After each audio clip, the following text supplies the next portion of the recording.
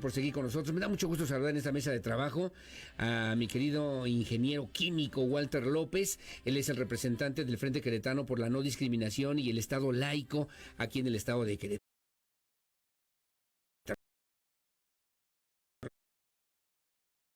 La semana pasada le presentamos también en esta misma mesa de trabajo la versión, pues, de los abogados que en su momento y de algún modo están defendiendo a la diputada Elsa Méndez, que ha sido señalada por declaraciones homofóbicas o discriminatorias en el estado de Querétaro y que se sigue además un proceso penal en su contra, proceso que por cierto no se ha concluido, proceso que sigue abierto, que sigue pendiente y una primera instancia a la que no acudió la legisladora, una segunda instancia donde hubo una parte solamente de las personas que la han denunciado que se presentaron en esta misma situación. Un señalamiento que hacía ya también el juez que lleva la causa a propósito de no concluir, no sobreseer, como dicen los abogados, pero darle continuidad porque habrá una tercera todavía comparecencia en la que se van a presentar también algunos otros integrantes de este mismo frente y de la sociedad queretana, que obviamente han denunciado y señalado a la todavía diputada Elsa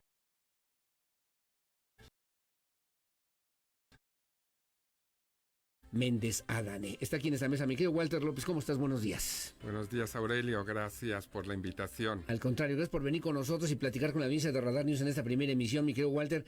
¿Cómo va este tema? Primera instancia, no va la diputada. Segunda, hay una parte solamente y falta una tercera instancia que obviamente tendrá que resolver el juez que lleva la causa a propósito de estos hechos, actos, declaraciones que consideraron ustedes discriminatorios, mi querido Walter. Sí, mira, pues decirte que para el auditorio, que es una historia larga, que empieza pues en el 2018, finales del 2018, inicios del 2019, con esta declaración de la diputada, diciendo que le preguntan periodistas qué es la homofobia, ella dice que es el miedo a las alturas, y nosotros ahí dijimos, oye, pues esto está diciendo que falta capacitación. Como hemos capacitado a muchos funcionarios públicos en términos de derechos humanos, ¿no? Pero el tema en el 2019 fue escalándose, radicalizándose hacia unos puntos que no habíamos visto en Querétaro. Esto es importante decirlo. En Querétaro pues vivimos una democracia, hay partidos, etcétera, y cada quien tiene su posición y para eso sirve la democracia. Pero en este caso se fue escalando, hubo una demanda de la diputada Elsa M. hacia 5 activistas muy conocidos en la ciudad, 4 mujeres feministas y un hombre LGBT. Los manda a llamar la fiscalía y les dice que la diputada... ¿Denuncia por qué? Pues porque era un tema de que ella se sentía atacada en las redes sociales, en los periódicos, etcétera, porque empezaba este escalamiento y esta radicalización, y obviamente una parte de la sociedad le decía, oiga, diputada, céntrese en lo que es su labor legislativa, que además tiene por obligación respetar y garantizar los derechos humanos. Ella sentía que la atacaban, la misma defensoría también. Claro, que lo atacaban, y finalmente la fiscalía dice que no hay ningún caso que perseguir, pero ahí empieza ella demandando a los activistas de la ciudad. Después el tema escala, sigue en estas declaraciones, ella invita a varios comunicólogos argentinos a que vengan a la ciudad a dar pláticas que eran pues unas pláticas también muy complicadas, que considerábamos discriminatorias. Y ahí fue donde metimos nosotros como Frente Queretano a la Defensoría de Derechos Humanos, porque dijimos, oiga, defensoría, igual estamos viendo moros con tranchetes, Sí, claro, ¿no? sí, Igual sí, nosotros claro. sentimos. Un hilo muy delgado que hay Claro, que esto es atender. discriminatorio, pero ustedes tienen fe pública, ustedes, para eso está Claro. la Defensoría Estatal, vayan, métanse a las conferencias, hagan un estudio y nos digan si eso es discriminatorio o no. Finalmente esto sucedió y hubo una recomendación. Antes de una recomendación hubo como un llamado a la diputada, oiga, venga, platiquemos, cosa que ella no hizo. Sí, sí, sí, sí. Y entonces se vio obligada a la Defensoría pues a dar una recomendación en agosto del 2019. Ahí es donde esta historia empieza a salirse de tueste, porque nosotros habíamos tenido, pues, tú sabes, en la Sí, democracia sí, sí, y en sí, Querétaro, pues cada quien tiene su posición y ejercemos nuestra libertad de expresión, pero nunca había llegado a tanto.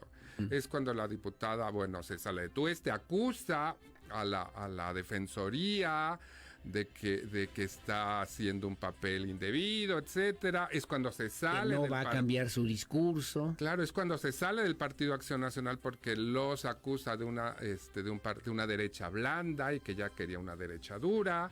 Se va al partido Encuentro Social y después se sale de ahí porque dice que no es suficientemente dura, se vuelve trompista y ella dice que necesita una ultraderecha.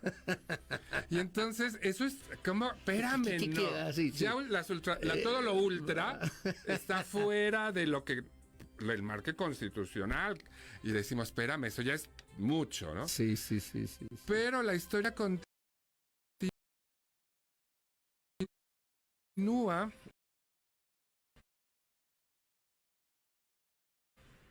porque finalmente en esta historia uno de los 5 activistas que fueron demandados originalmente la demanda. Porque esto ya había escalado y todo el Sí, tema ya estaba era, en el plano, ya era muy ultra, sí, ya sí, toda sí, una historia muy fea, plano difícil, judicial. Que no habíamos visto en Qué horror, Querétaro. sí, Y sí, que la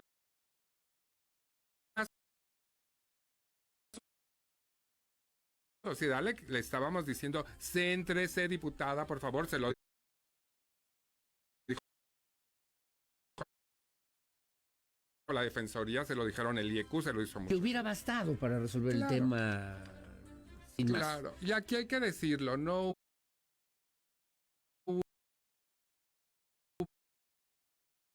hubo ese límite establecido por sus pares en la legislatura. O sea, nunca hubo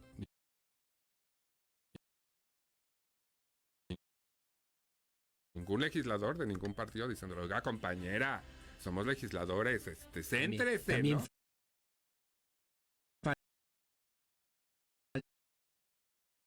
faltó esa... No hubo quejas y demandas en el órgano interno de control en la legislatura, que tampoco hizo su labor. Entonces esto fue creciendo hasta que pues llega un límite que somos los ciudadanos, el último límite donde le pone una demanda a este activista LGBT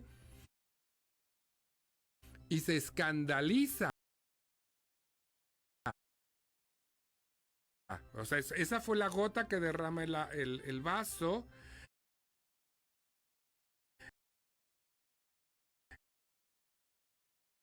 Y hay una reacción muy grande, sobre todo con huestes extranjeras, que es mucha gente por bots o gente extranjera que pone en sus redes.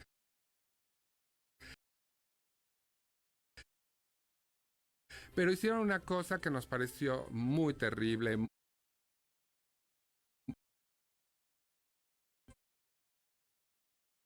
que salió de la línea roja. En un sitio que ahora, que sabíamos que era de ultraderecha, pero ahora lo super comprobamos por Wikileaks hace 15 días, el sitio Citizen Go en España exhiben a este ciudadano queretano con su nombre, con su fotografía, No me digas. con un hexágono rojo que dice stop, parémoslo. Y diciendo que bueno, que este ciudadano estaba demandando a la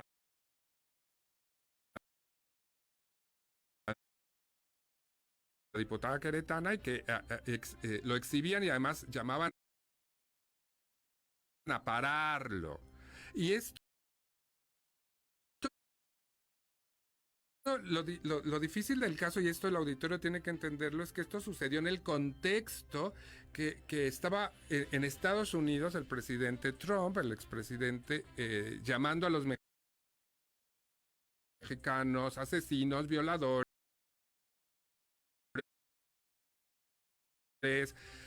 mala gente. Caray, sí, el tema es de fondo, el tema es de mucho fondo. Y hace 2 años, precisamente, un chico de 20 y tantos años condujo desde la ciudad de Dallas a la ciudad del Paso, Texas, con la idea en su cabeza de matar mexicanos. Durante 8 horas condujo y no hubo nada en su mente que le dijera, oye, no, estás mal, mira, eso está mal, regresa. Sí, claro, 8 horas en que este joven condujo. De odio, de discriminación. Iba rumiando su odio, validado por el presidente de su país. Llegó a las 5 de la tarde a un Walmart, sacó una metralleta y mató mexicanos y latinos. Y cuando le preguntan que por qué lo había hecho, dijo, bueno, porque los mexicanos son asesinos, violadores. Y yo estoy defendiendo a mi país. Este ejemplo, y que siempre lo decimos, es lo que está pasando aquí en Querétaro, ¿sí? Que gente que siempre había tenido discriminado y tenido odio en su mente, etcétera, siempre había estado como que tranquila, a lo mejor lo pensaba, pero no lo ejecutaba. Normal, entre comillas, lo voy a poner así. Eso sería, pues, digamos, de la vida cotidiana. De lo que vida cotidiana. Pero cuando tienen a un referente que tiene poder, tiene un poder, en este caso político, público, claro, religioso, económico, social, que valida estas ideas, se llegan a ejecutar crímenes como sucedió en Dallas, como ha sucedido en varios estados de este país. Y cuando nosotros vimos en un sitio de ultraderecha a un ciudadano queretano exhibido y diciendo párenlo, dijimos, yo fui directamente a la Defensoría de Derechos Humanos y dije, oiga, defensora, esto no puede pasar en nuestro estado, no podemos tener un crimen de odio, porque tuvimos uno en el 2005 de un activista LGBT, de Octavio Acuña. Eso no puede pasar en nuestro estado, esto está sucediendo en muchas partes del mundo y del país, y eso tenemos que pararlo. Ahí fue donde fuimos corriendo 5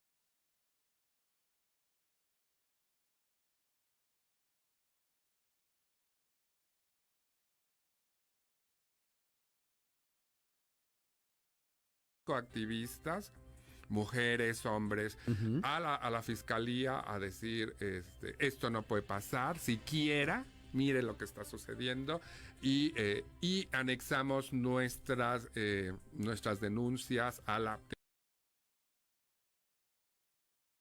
denuncia principal del activista. Situación que no se ha resuelto todavía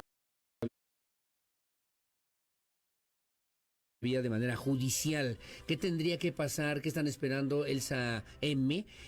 Terminará de ser legisladora en 35 días, más o menos. ¿Qué va a pasar? ¿Qué están esperando ustedes? ¿Qué esperan que las autoridades judiciales puedan resolver sobre este tema, mi querido Walter? Mira, Aurelio, para nosotros, y lo hemos dicho también públicamente, este caso va mucho más allá de la diputada Elsa M. y de un activista.